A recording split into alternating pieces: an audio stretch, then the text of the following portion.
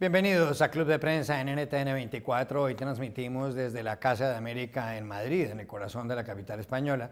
Y no olviden ustedes que al final de este programa lo pueden ver completo o pueden ver a partes en nuestra página de Facebook, también por nuestra cuenta de Twitter, y el audio, el podcast, lo encuentran en SoundCloud. Hoy tenemos a un invitado muy especial. Se trata del alcalde metropolitano de Caracas, de la capital de Venezuela, Antonio Ledesma. Señor Ledesma, gracias por estar en este programa. No, gracias a ustedes por la invitación y por la oportunidad renovada constantemente de poder enviarle mensajes a los venezolanos que están allá en nuestra tierra, en esos 912.000 kilómetros cuadrados, pero también a los venezolanos que están por todo el globo terráqueo, porque Venezuela está esparcida por todos los confines del planeta. Usted salió de Venezuela el pasado 16 de noviembre, 17 de noviembre. Primero fue a Colombia y posteriormente se vino a Madrid, a la capital de España. Venezuela vive una crisis política y económica que tiene realmente muy pocos precedentes. Sigue en la presidencia Nicolás Maduro. Ha habido protestas en los últimos meses, hubo muchas protestas contra el régimen. Se habla mucho del desabastecimiento, la gente no encuentra productos en la calle. La inflación está por las nubes, incluso se menciona que puede ser del 500%, incluso de muchísimo más. Eso por una parte. Por otra parte, hay altos funcionarios venezolanos que han sido sancionados no solamente en Estados Unidos por el gobierno del presidente Donald Trump, sino en otras regiones del mundo. Algunos parientes, como sobrinos políticos del presidente Nicolás Maduro, han sido condenados por narcotráfico en Estados Unidos. Incluso se habla de que en caso de que Venezuela llegue a quebrarse, de que llegue a una quiebra nacional, una bancarrota, eso podría alcanzar los 500.000 o 600.000 millones de dólares. Sería la bancarrota más grande de la historia, previsiblemente. Pero quería, para empezar este diálogo, que usted les cuenta a los televidentes de NTN 24 y del Club de Prensa, ¿qué ha pasado en estos 2 meses desde que usted se fue de Venezuela y se vino aquí a España? Usted ha recibido un premio, además, en el Parlamento Europeo, el premio Sájarov, pero ¿cuál es su principal objetivo? ¿Cuál ha sido en estos 2 meses, 60 días que ha estado en España y en Europa? ¿Y cuál es el principal propósito para usted, políticamente hablando, en el futuro más próximo? Bueno, voy a cumplir ahora 2 meses de este exilio, y lo primero que uno enfrenta es el proceso de adaptación, porque no es lo mismo salir de Venezuela con la idea de arreglar las maletas a los 5, a los 6, a los 7 días de haber dejado el suelo patrio, a salir con la incertidumbre de no saber cuándo se va a retornar al land nativo, que es el caso mío y el caso de millones de venezolanos que, como lo dije en la parte introductoria de esta conversación, estamos esparcidos por todo el mundo. En segundo lugar, a incorporarme a la diáspora, a ser uno más de esta legión ya de casi 3 millones y tantos venezolanos que estamos viviendo el destierro, a colaborar, como lo aseguré desde el aeropuerto de Cúcuta en las primeras declaraciones que di a este medio, a hacerle más útil a Venezuela. En tercer lugar, a apuntalar una agenda con objetivos muy específicos. Los objetivos muy específicos es desplazarme por el mundo. Ya lo he hecho en buena parte de Europa. Hemos podido participar, como usted lo recordaba, en la ceremonia de entrega del premio Sájarov a varios presos políticos, también a la Asamblea Nacional de Venezuela. Hemos podido hacer contacto con funcionarios parlamentarios, jefes de gobierno de España, de Inglaterra, de Alemania, de Luxemburgo, de Francia. Hemos hecho un primer contacto con funcionarios en Washington, parlamentarios en Washington, con el señor secretario general de la OEA, con venezolanos y con otras personalidades en Miami. Tenemos previstas unas giras en los próximos días para Sudamérica. La idea es poder estar en Chile, en Argentina, en Perú, en Paraguay, etcétera. Y la meta es, uno, insistir en la aplicación de sanciones a funcionarios que están relacionados con el narcotráfico, con el terrorismo, con la perpetración de crímenes de lesa humanidad y con los hechos de corrupción. Esa es una de las persistencias que nos ocupan. No hemos parado, yo no vengo aquí a hacer un autorretrato, no vengo aquí a bañarme de loba, no, simplemente estoy honrando el compromiso que asumí con los venezolanos. No he tenido un día de tregua desde que salí de Venezuela. Hay reuniones que son públicas, otras que se mantienen en reserva, que se mantienen en privado, porque así lo hemos convenido o en unos casos lo sugieren los interlocutores de esas instancias con las que hemos podido conversar, pero insistiendo en que hay que aplicar las sanciones, que no caigamos en la celada que ha querido desarrollar el régimen cuando se defiende argumentando que estas sanciones son una agresión a la dignidad de Venezuela, que son un atropello a la soberanía nacional. No, nada de eso. Estas no son sanciones ni contra la nación, ni contra el pueblo, son sanciones contra jerarcas que forman parte de la pandilla del clan de Maduro. Son funcionarios, jerarcas, en algunos casos civiles, en otros casos militares, que son responsables de tráfico de droga. Allí están los expedientes. Son expedientes elaborados por organismos acreditados o calificados en el mundo. A Europa, aquí donde estamos hablando, territorio europeo, el 70% de la cocaína que ingresa a Europa proviene de Venezuela. Y eso es vergonzoso para nosotros. ¿O pasa por Venezuela? Pasa por Venezuela. Los puntos de partida de rutas aéreas tienen su origen en Venezuela, hacia Honduras, hacia Guatemala, hacia países centroamericanos, luego para conectarse con México. Venezuela está tomada por las mafias, por los carteles de la droga. Cuando no es narcotráfico, es lavado de dinero, es legitimación de capitales, es financiamiento de actos vandálicos. Luego, el tema de las sanciones a individualidades que tienen también expedientes que tienen relaciones con el terrorismo. Por eso cuando hablamos con los europeos, y aprovecho muchísimo esta oportunidad, Juan Carlos, para decirle al mundo que es bueno para nosotros la solidaridad, la compasión que mucha gente tiene cuando vengan las imágenes de venezolanos que por hambre se involucran en actos violentos. Nadie desea que se le saqueen una ferretería, que le saquen una carnicería, una pescadería, un abasto de víveres a ningún ciudadano en Venezuela. Pero el primer promotor de estos saqueos es el régimen. El que estimula estos escenarios de violencia es el régimen. Entonces, ese es uno de los objetivos, la aplicación de sanciones a los que son responsables de actos de terrorismo. Allí hay expedientes, por ejemplo, contra el vicepresidente de la República. Claro. Pero le iba a hacer una pregunta. Usted en ese sentido, lo que le pide a la comunidad internacional es que actúe no solamente, que tome medidas con respecto al régimen del presidente Nicolás Maduro, no simplemente por una solidaridad frente a los venezolanos que lo están pasando mal, que no están abastecidos de víveres ni de productos en los supermercados, sino sobre todo porque Venezuela puede ser también un peligro internacional desde el punto de vista... El régimen de Venezuela. El régimen de Venezuela representa, representa un peligro, una amenaza para la paz de nuestro hemisferio y yo diría que del mundo. Porque ¿cómo afecta a Europa, cómo afectan a muchos países del mundo el hecho cierto de que de territorio venezolano salgan cargamentos de droga? ¿Cómo afecta la paz del mundo, la estabilidad del mundo, la vida de ciudadanos del mundo, que en Venezuela se faciliten los desplazamientos de terroristas?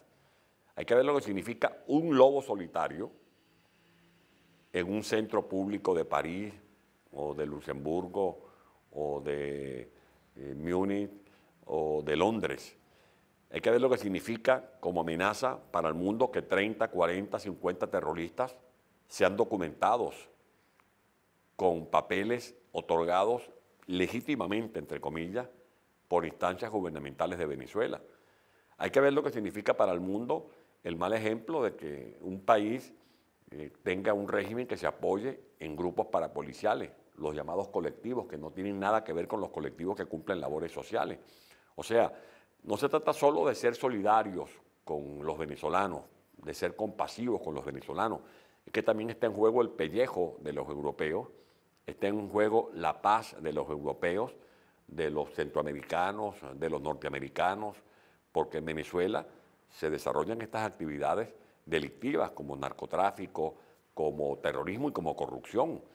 Hay que ver los desajustes que se producen en algunas economías cuando llega ese aluvión de petrodólares que deberían estar invertidos en Venezuela en carreteras, en centros de salud bien equipados, en centros de producción de alimentos, pero han defalcado, como usted lo decía en la presentación de esta conversación, son más de 600 millones de dólares, 600.000 millones de dólares. Y ese es otro de los puntos de nuestra agenda, la de organizar equipos, cazafortunas, para que vayamos detectando esos dineros que están en paraísos, que están en paraísos fiscales y que de recuperarse, como aspiramos a hacerlo, en su oportunidad regresen para ser administrados por un nuevo gobierno que use esos dineros para renegociar la deuda pública, un nuevo gobierno que use ese dinero para financiar proyectos del lanzamiento de la actividad agropecuaria en Venezuela, bajo la consigna o la tesis de siembra en Venezuela, cosecha en Venezuela y venda productos y distribuya productos producidos en Venezuela. Mire, en las últimas horas terminó una primera ronda de negociaciones en República Dominicana, en Santo Domingo, a instancias del presidente Danilo Medina de ese país, entre el régimen de Nicolás Maduro y algunos grupos opositores venezolanos. Lo que están pidiendo los opositores de Venezuela que han acudido a esa mesa tiene que ver primero con que dejen participar a la oposición en las elecciones presidenciales venezolanas, en las próximas que no se sabe cuándo serán, pero aparentemente pueden tener lugar a finales de este año.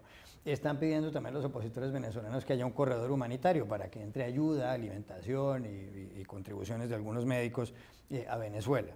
Están pidiendo en términos generales ese tipo de cosas los opositores. Va a reanudarse también antes de finales de esta semana ese diálogo nuevamente.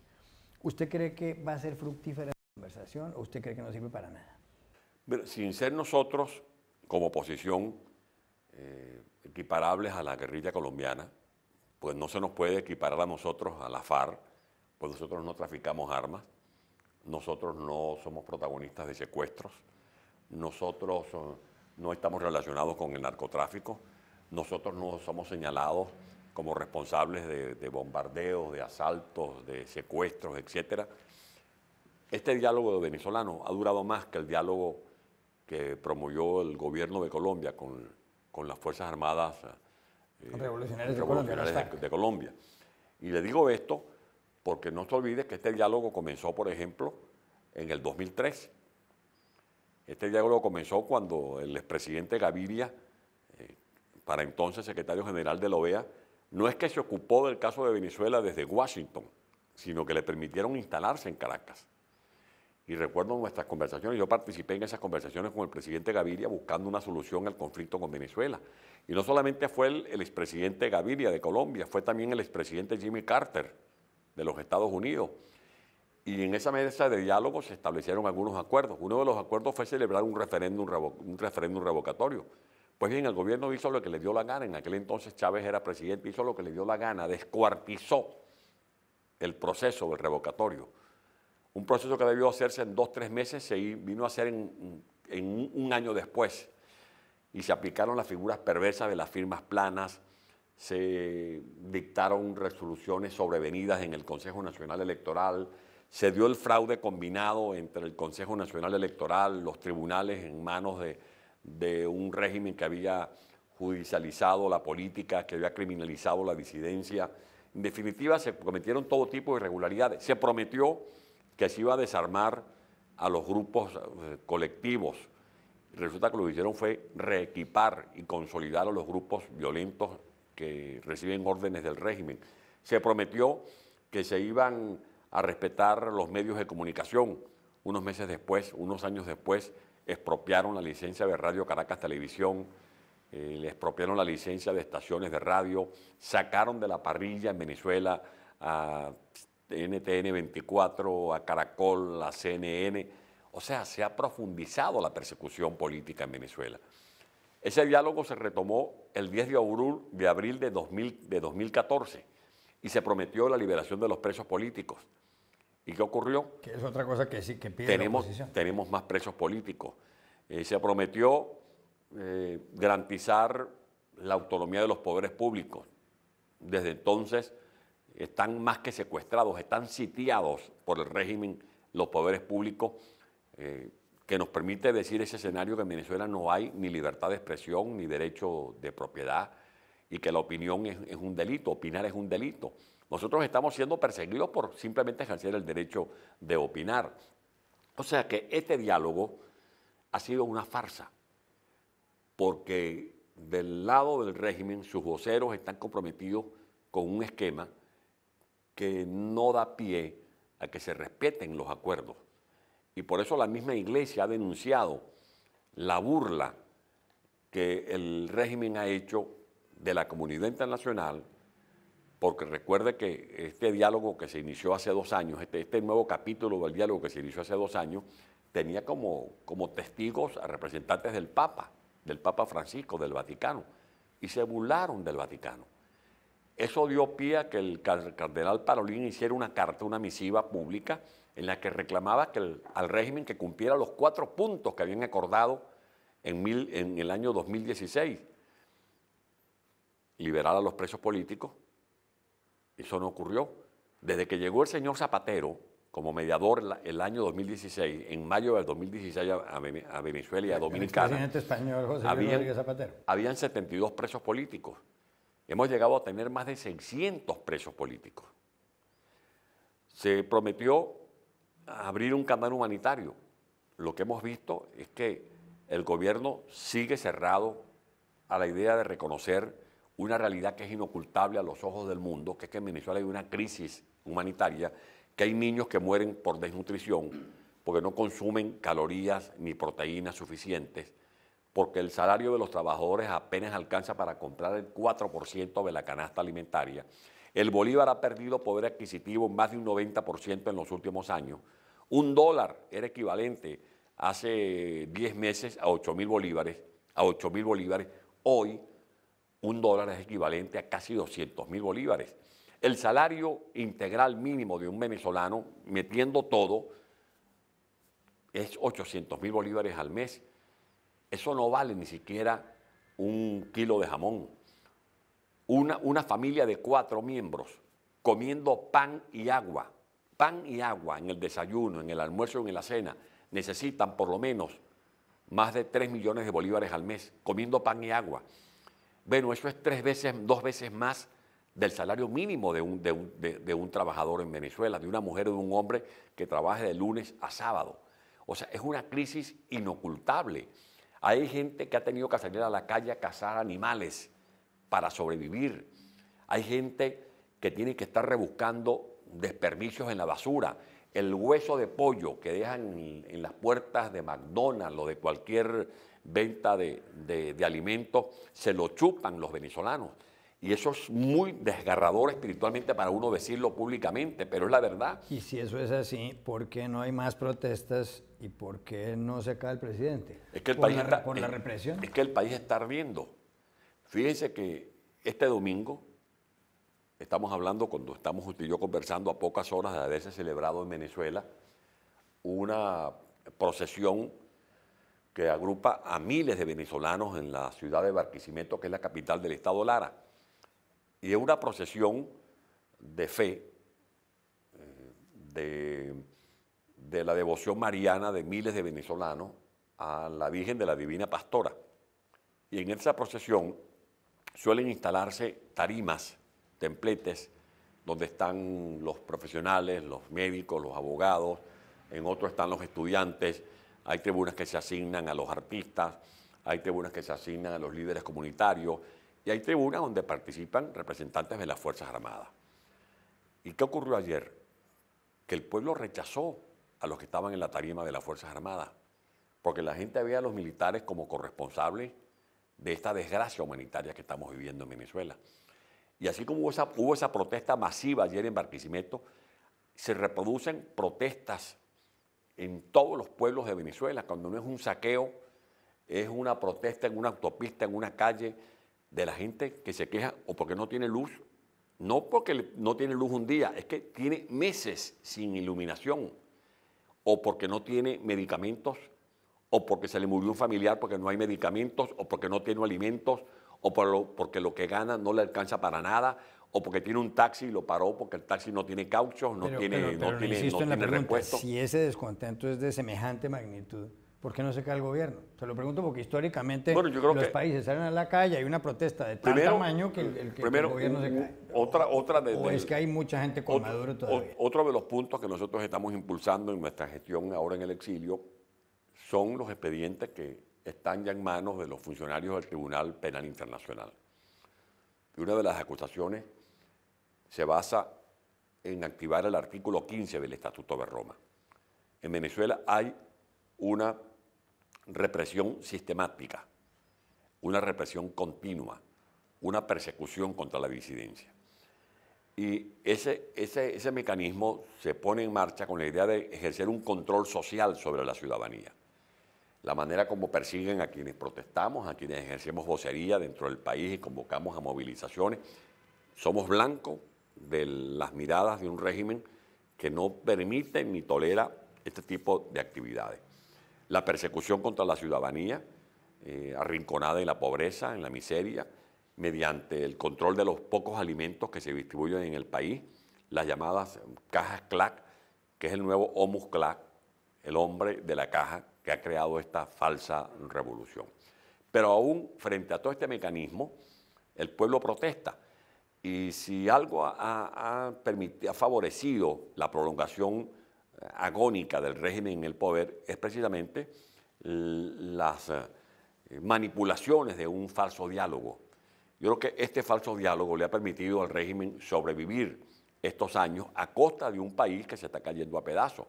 Porque una cosa es que el régimen quiera ganar tiempo para seguir usufructuando al poder aún a costa de la paz, de la tranquilidad, de la vida de los venezolanos, y otra cosa es un país que ya no tiene más tiempo que perder.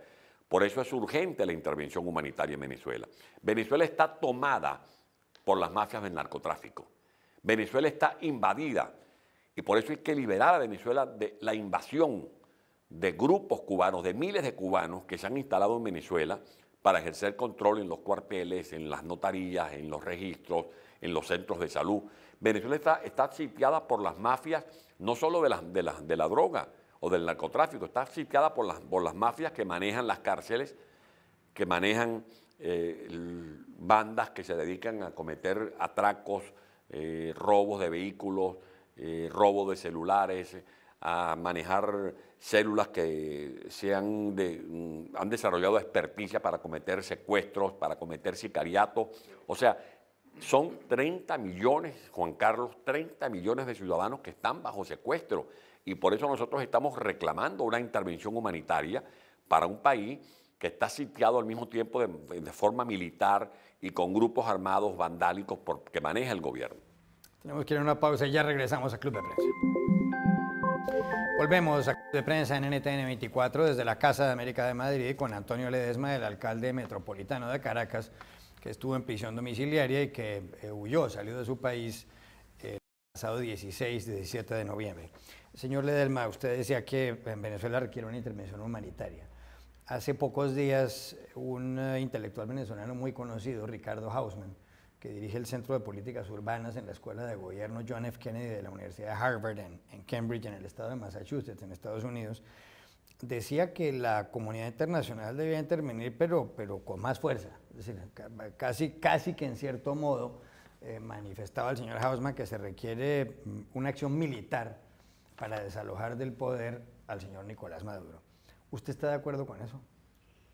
Yo estoy de acuerdo con la aplicación de los esquemas que ya incluso ha adelantado la propia oposición venezolana. Déjame hacerle este relato. En el mes de octubre del año pasado, del año 2016, perdón. Es que es tan volátil la situación en Venezuela, tan dinámica, que uno a veces ya estamos en 2018, tropieza con los tiempos. En octubre de 2016, la Asamblea Nacional de Venezuela calificó de dictadura, así literalmente hablando, al régimen venezolano. Fue la primera vez que comenzó a hacer esa precisión una institución del país como la Asamblea Nacional, que es la institución legítima realmente de los venezolanos, porque es indubitable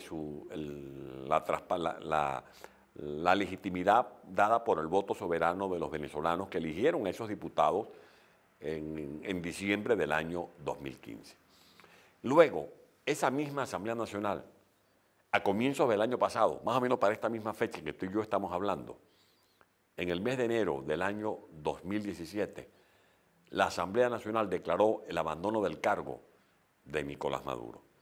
Y algunos decían, bueno, pero ¿cómo se va a hablar de abandono del cargo si él sigue asistiendo a Miraflores, si él sigue dando ruedas de prensa?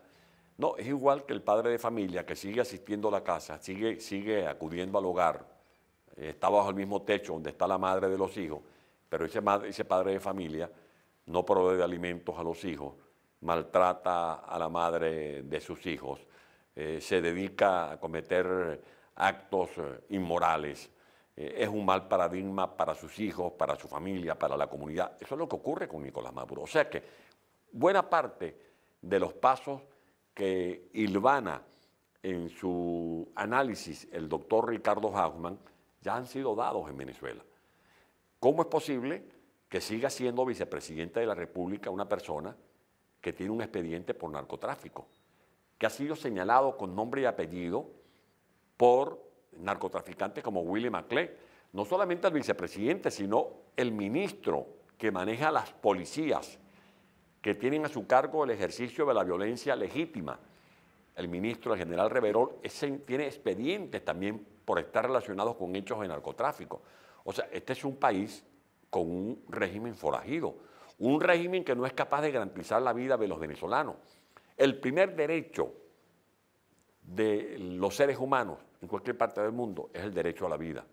Sin vida usted no puede soñar, sin vida usted no puede respirar, sin vida usted no puede trabajar, sin vida usted no puede pintar, no puede cantar, sin vida usted no puede trotar, usted no puede hacer ningún tipo de deporte, usted no puede llevar adelante ninguna empresa.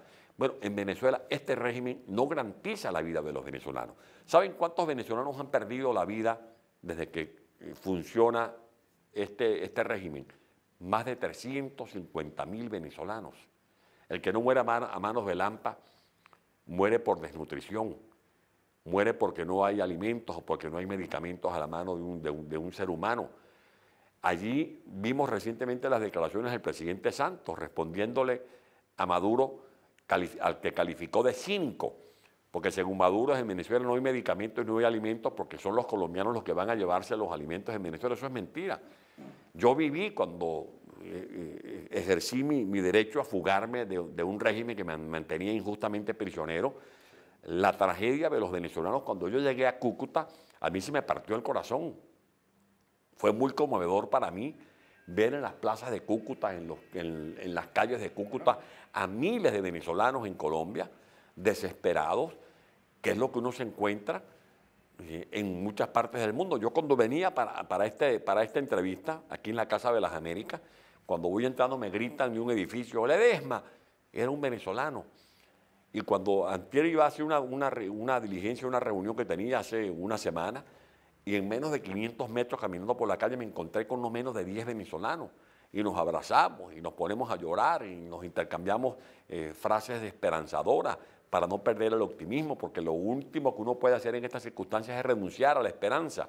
Pues nos pueden quitar todo, pero no nos van a quitar la esperanza ni la fe de luchar por Venezuela. O sea, nosotros tenemos que decirle al mundo con sinceridad que quienes han invadido a nuestro territorio son fuerzas extranjeras autorizadas por el régimen de Chávez y de Nicolás Maduro, y que Venezuela actualmente está sitiada militarmente por élites corrompidas por el régimen que le han dado la espalda al juramento de salvaguardar la soberanía nacional, y que Venezuela tiene un régimen que es un caso peculiar en el mundo, que es el único régimen del mundo que paga a una fuerza extranjera para que nos invadan, como ha ocurrido con nuestro caso, que nosotros le damos petróleo, le damos financiamiento a los hermanos Castro, al régimen castrista, para que nos invadan en Venezuela. Mire, hay una tesis de mucha gente, de un sector de la opinión, que dice que uno de los problemas que hay en Venezuela es que la oposición está dividida. De hecho, en algunas elecciones, como elecciones regionales, algunos partidos políticos han presentado candidatos y otros no. Y lo que dice también ese sector de la opinión, o algún sector de los analistas, es, hombre, los opositores venezolanos parece que tuvieron como único objetivo el derrocamiento de Nicolás Maduro o la salida del poder de Nicolás Maduro, pero no presentan un plan alternativo para decirles a los ciudadanos qué es lo que quieren de ese país. Y me refiero a los dirigentes de la oposición. Está usted por un lado, está María Corina Machado por otro lado, está Enrique Capriles, que fue candidato presidencial, por otro lado, está Leopoldo López por otro lado. Y parece como si estuvieran ahí tan divididos que no hubiera una alternativa. Es decir, le pongo un ejemplo, hace muchos años el secretario de Estado de Estados Unidos, Henry Kissinger, y en eso se burlaba un poco de Europa, decía, hombre, cuando a mí me dicen que hable con Europa, yo no sé a qué número llamar. Y toma el teléfono. Ahora sí, porque ahí existe la Unión Europea, pues, o por lo menos en esa época existía, pero ahora está un poco más unida y demás. Si uno dice, bueno, voy a llamar al jefe de la oposición venezolana a ver de qué hablamos, ¿uno a qué número marca? Pero fíjense que si somos objetivos en el inventario del transcurrir de la unidad, tenemos que reconocer que esta situación se ha agravado en estos últimos meses. Nosotros, cuando constituimos la unidad, y a mí me correspondió el privilegio de ser el vocero, el 19 de abril del año 2009, cuando presentamos oficialmente a la sociedad venezolana y a la comunidad internacional el nacimiento, el alumbramiento de esa criatura llamada unidad. Fui yo el que tuve ese privilegio en nombre de los compañeros de la unidad. Y nuestro primer desafío fue organizar la estructura de la unidad y eso se consumó afortunadamente en poco tiempo. Nuestro primer reto para ir a elecciones con propuestas unitarias fue en septiembre del 2010. A mí me correspondió también anunciar, algunos dijeron que lo había hecho de manera temeraria, cuando en un acto público dijo, juro por Dios que cumpliremos el compromiso de presentar candidatos unitarios el próximo 10 de septiembre del año, 23 de septiembre del año 2010. Mucha gente dijo, caramba, te adelantaste, eso va a ser muy difícil lograrlo. Y lo logramos. Presentamos candidaturas unitarias y ganamos la mayoría en votos. Y eso dio pie a que algunos dijéramos que en Venezuela las matemáticas no eran exactas, porque en matemáticas en Venezuela 2 y 2 no eran 4, según el estatuto electoral elaborado por el régimen, porque nosotros, habiendo sacado más votos que el chavismo, se nos adjudicó un menor número de diputados, pero fuimos con candidaturas unitarias. 2 o 3. Se presentó el desafío de elegir un candidato presidencial y organizamos unas primarias. Y esas primarias que organizó la oposición venezolana fueron como un objeto codiciado en la vitrina de las democracias de nuestro continente y comenzaban a llegar solicitudes de Colombia, de Costa Rica, de Perú, de Ecuador, de Chile, etcétera, para averiguar cómo habíamos logrado el milagro de ponernos de acuerdo 15, 20, 25 agrupaciones políticas para elegir un candidato presidencial. Y lo elegimos, y fue Enrique Capriles. Y después, cuando se produjo el deceso del presidente Chávez, se convocaron sobre la marcha elecciones presidenciales. Y en días, en horas, nos pusimos de acuerdo por consenso para renovar la confianza en nuestro candidato presidencial y participar en las elecciones sobrevenidas del 13 de abril del año 2013. Y luego vinieron las elecciones parlamentarias y nos pusimos de acuerdo y obtuvimos, no una victoria, obtuvimos un triunfo rutilante. El pueblo nos dio las 2/3 partes. Surgieron desavenencias y nos volvimos a poner de acuerdo unitariamente para defender y solicitar un referéndum revocatorio. Y después nos pusimos de acuerdo para tomar las calles y protestar. Y después nos pusimos de acuerdo para convocar un plebiscito. Y el pueblo oyó nuestro llamado al plebiscito. Ese plebiscito reunió a más de 7.600.000 venezolanos en el territorio nacional y en el mundo entero, porque la gente se volcó a las plazas de Colón en Madrid, en las plazas de París, de Alemania, de Ecuador, de Colombia, de China, de Dakar, de Houston, de Atlanta, de Miami, de Nueva York, de Washington, para votar. Ahí surgieron los problemas. porque la misma oposición o algunos voceros de la oposición que habían convocado al pueblo al plebiscito y le pidieron al pueblo que respondiera a 3 preguntas, si reconocía o no la Asamblea Nacional Constituyente, si le pedía a los militares que hicieran respetar la Constitución Nacional, ese pueblo dio unas respuestas muy claras y algunos voceros de la oposición luego le dieron la espalda a esa decisión soberana de los venezolanos. Esas son las diferencias. Las diferencias eran los que, por ejemplo, de yo estando preso, y eso lo había conversado yo con Leopoldo cuando estábamos los dos juntos otra vez en Ramo Verde, y por los medios que podía conversar con algunos líderes de la oposición, que no podíamos ir a elecciones regionales. El debate no era si podíamos ganar o no las gobernaciones. El debate era que si íbamos a esas elecciones regionales con este sistema electoral, estábamos legitimando la Asamblea Nacional Constituyente. Y legitimar la Asamblea Nacional Constituyente era permitir que el gobierno tuviera un cañón montado contra lo que quedaba, contra los restos de las instituciones venezolanas y contra un pueblo que estaba luchando para librarse de un gobierno o de un régimen tiránico como el que nosotros estamos padeciendo. Haber ido a las elecciones regionales, haber legitimado de una u otra forma el Consejo Nacional Electoral, que fue denunciado por la empresa Smartmatic el 31 de julio, o sea, horas después de haberse consumado el fraude de la Asamblea Nacional Constituyente el 30 de julio del año pasado, fue un gran error. Y esas incoherencias, las incoherencias entre los voceros de la oposición, es lo que ha hecho mucho daño.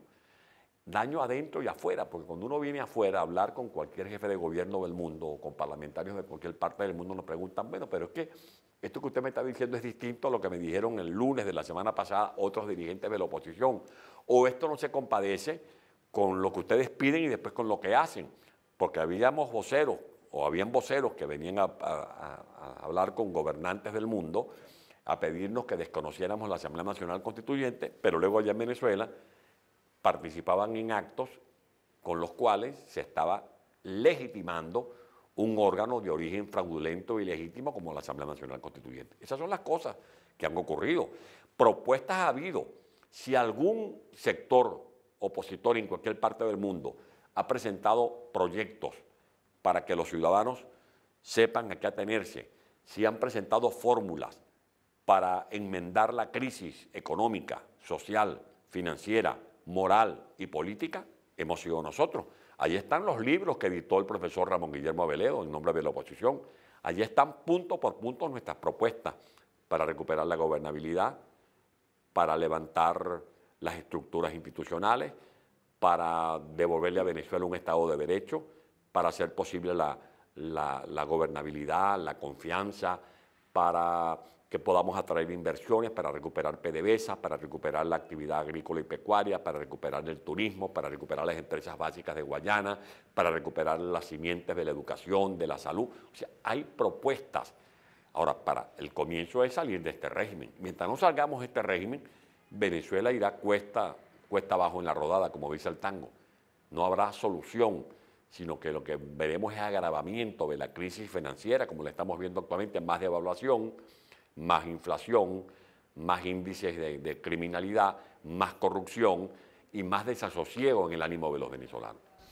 Ya regresamos a Club de Prensa. Volvemos a Club de Prensa en NTN 24 desde la Casa de América de Madrid con el alcalde metropolitano de Caracas, Antonio Ledesma. 3 minutos finales de este segmento para 2 preguntas muy cortas. La primera, si la oposición pudiera presentar ya un candidato presidencial o escoger una persona para que sucediera a Nicolás Maduro, ¿a cuál escogería? ¿A Leopoldo López, a Enrique Capriles, a María Corina Machado o a usted? Si usted tuviera la varita mágica para escoger eso, ¿a quién seleccionaría? Mire, cualquiera de estos venezolanos que usted ha citado tienen cualidades, condiciones, más otros que no están en esa lista.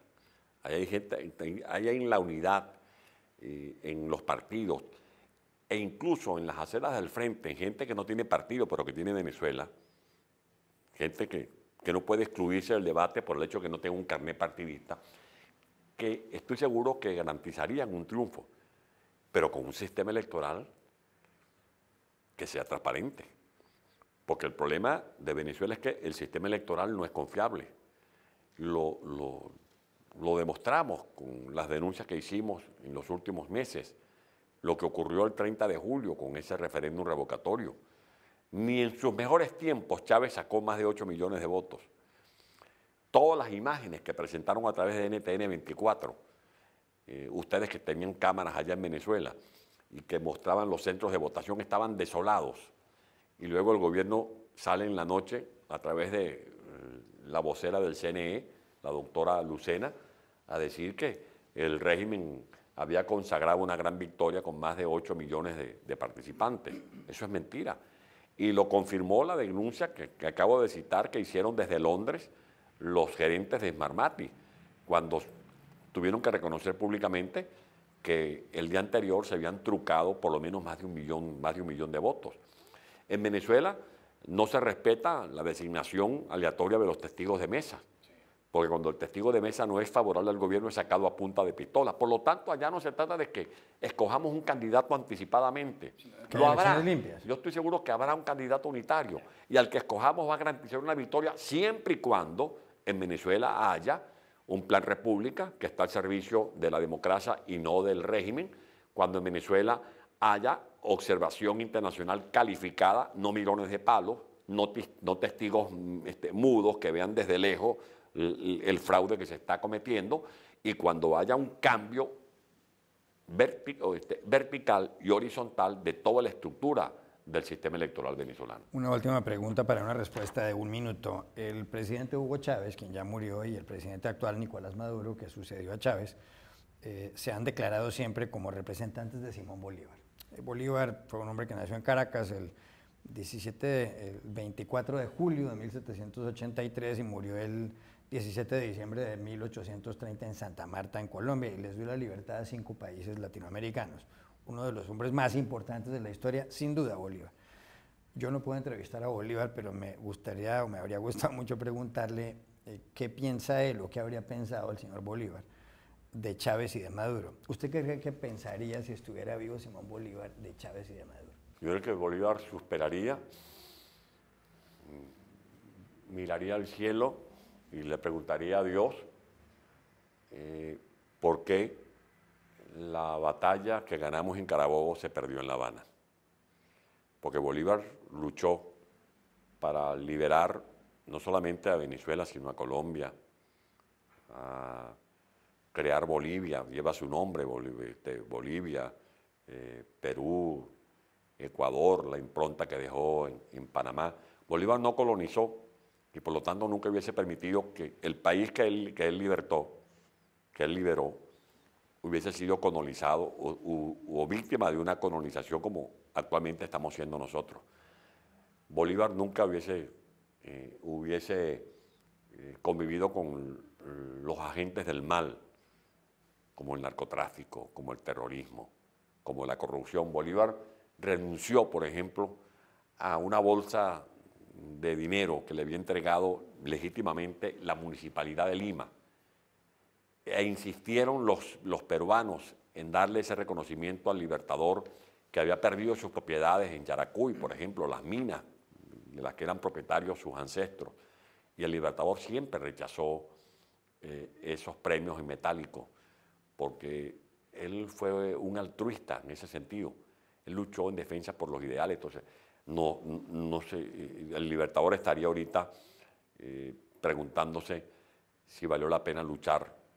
Yo le digo en nombre de los venezolanos que sí, en nombre de los colombianos, de los ecuatorianos, de los bolivianos, de los panameños, de los peruanos, que sí valió la pena luchar, y por eso vamos a defender la patria grande con la que él soñó, para limpiarle el nombre que dejó en la historia a Simón Bolívar.